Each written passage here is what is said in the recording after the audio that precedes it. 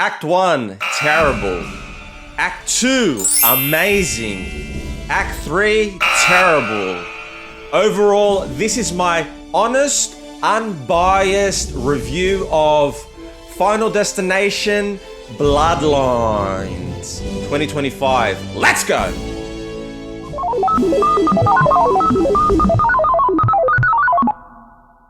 Release date, May 15th, 2025. Final Destination Bloodlines. Distributed by Warner Brothers and New Line Cinema.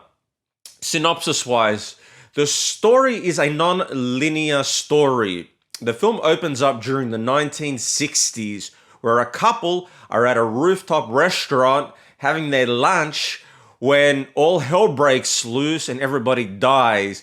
When the main actress, who is playing Stephanie Reyes, played by Caitlin Santawana, wakes up during college having this nightmare, very similar to the first A Nightmare on Elm Street, where from there she starts having that reoccurring dream, and then she goes to visit her grandmother, and her grandmother is the one and only who cheated death, and she wrote all these books about how to cheat death, and pretty much learned from her grandmother. And then later throughout the film, you see that her friends and family are being stalked by death, and they die in obscene ways and in the style of all the other Final Destination films. But having said that, the film ends with the promise of another Final Destination film to follow this one. But overall, I'm very happy that they dedicated this movie at the end in the credits to Tony Todd's memory, because Tony Todd passed away last year, and it was very good to see him in this movie to play one final role. And Tony Todd, he passed away from stomach cancer. He was in the other Final Destination movies. He played in Candyman, the Candyman films. But it was definitely great to see Tony Todd reprising his role as the mortuary caretaker, or person that dissects the bodies there. Also,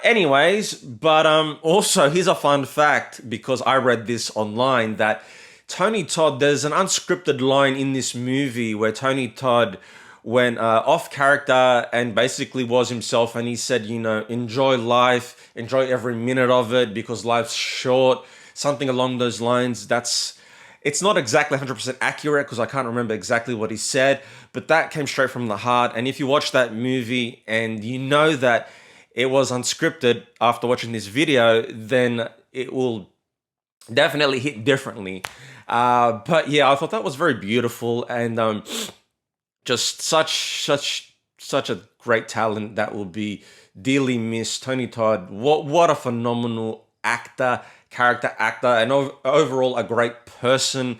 And seeing him in this movie, he was definitely, you could tell, because he's a big dude, you could tell he was definitely underweight, he was sick, but that didn't stop him from being in this movie, and I just love that. But yeah, this film only had a budget of $50 million and was actually a box office success, grossing $110.7 million. So I didn't think that this film would be a success, because, to be honest, the start of the movie wasn't the greatest, the end of the movie wasn't the greatest, but the middle, where Tony Todd was featured in the movie, was actually the best part of this film. The film was directed by two directors, which, in my opinion, as a filmmaker myself, I wouldn't recommend hiring two directors to direct a movie. But yeah, it was directed by Adam Stein and Zach Lipovsky, if that's how you pronounce their names. Okay, moving on to my pros and cons, what I liked and what I didn't like about this movie. Starting off with what I liked about this movie. Well, first of all, I love that they brought back Tony Todd one last time to play in this Final Destination film, because it's not a Final Destination film without Tony Todd. He is just a big part of these movies, as big as the rest of the crew and the rest of the production. Tony Todd is really a big part of these Final Destination films. Next, I loved the deaths in this movie. I think there were a lot of cool death scenes and a lot of cool kills. And my favorite deaths, kills, or death scenes in this movie were definitely the scene with the garbage truck that squashes the head of this girl, and especially the scenes in the hospital where they're trying to cheat death and they're trying to kill off one of the actors, one of the characters in this movie, and bring him back because Tony Todd says that the only way to beat death is to die and come back from death. So then one of the characters eats a Reese's peanut butter cup and it goes into anaphylactic shock, and then this some sort of medical machine is this force is bringing all the metal to the machine and sucking it to this machine. I thought that was a really cool scene, because at the end of it, you don't expect what happens to one of the characters that eats the Reese's peanut butter cup. You think he's going to survive it, and then something happens, but I'm not revealing anything, and I thought that was really cool.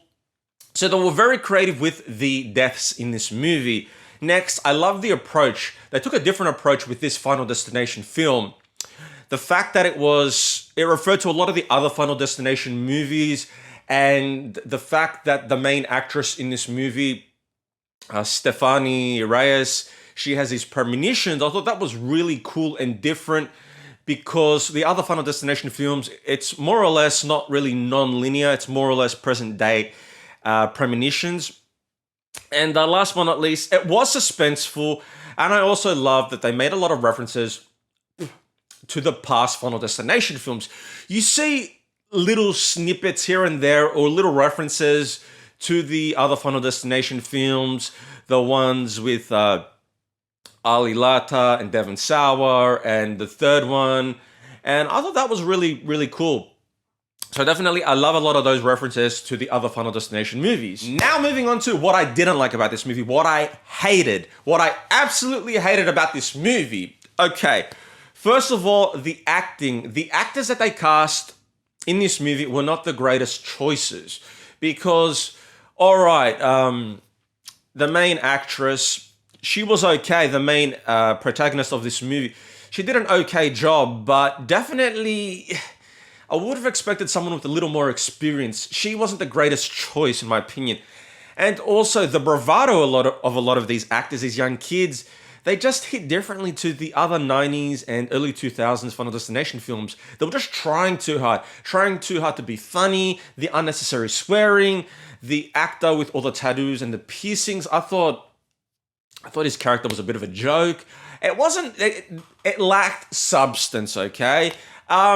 Nevertheless, not all the actors were bad in this movie. There was some better than others, but definitely a lot of the people in this movie, in my opinion, I've studied theater, I've studied acting, and I'm an average actor, if I'm being honest, but they weren't. I could have done a better job than they did. Anyways, so next, some of the deaths were over the top, like trains derailing from train tracks and plowing into someone's front yard.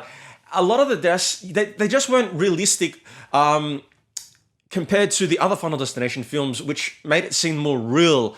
And I'll refer to the first Final Destination film, like the scene where one of the characters loses his brother in the plane crash, and he's shaving, and then he gets choked to death in his bathroom. Like, those deaths are realistic. I could see that happening, but I can't see a train derailing and plowing into someone's front yard. That just, it doesn't seem real. I mean, I know it's a movie, and especially at the start of the movie when this little kid throws a coin off the balcony and it causes all this havoc, that just would not happen in real life.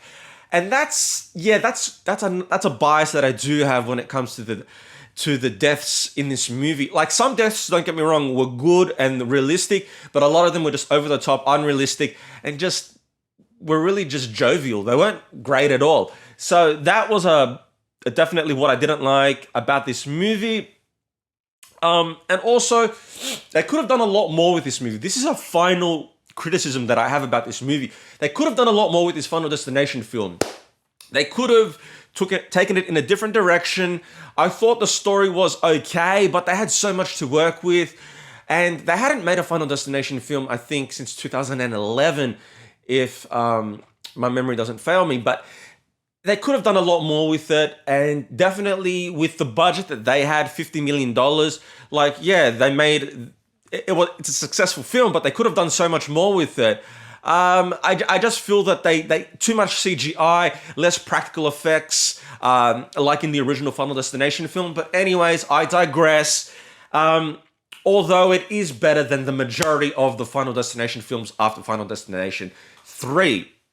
And now, moving on to ranking all the Final Destination films, because I did want to do this ranking when I was writing up my notes. So first on, number 1 is definitely Final Destination 1 from the year 2000. In second place, runner-up is Final Destination 3 with the roller coaster from 2006. That's just a great Final Destination film that I've probably seen even more than the first one, if I'm being honest. Number 3, third place, comes Final Destination 2 from 2003. I remember when this came out, I rented it from the video store. Love this Final Destination movie. Stars Ali Lata, a lot of the original cast from the original Final Destination film. And then in fourth place is Final Destination Bloodlines from 2025 this year. I liked this Final Destination film. Overall, it was better than a lot of the other Final Destination films after the third one. Now in fifth place, we've got The Final Destination from 2009. Wasn't really the greatest Final Destination movie, if I'm being honest. And last place is Final Destination 5 from 2011.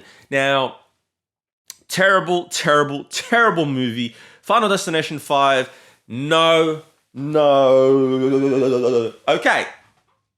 Now moving on to my movie score. Okay, after reviewing this movie and going over what I liked and didn't like, the movie synopsis, adding everything up, I give this movie a score out of 10. I give it a score of 8 out of 10, and I feel that that is a very fair and accurate score for this film. But ultimately, I love horror films.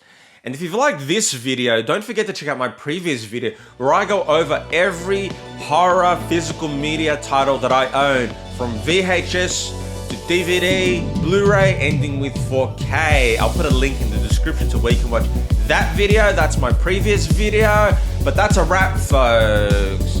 So without further ado, I just want to say thank you all for watching. I'm Mike Star. If you've liked this video, give it a thumbs up.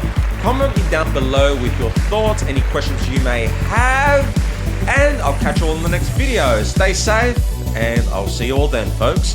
Have a good night.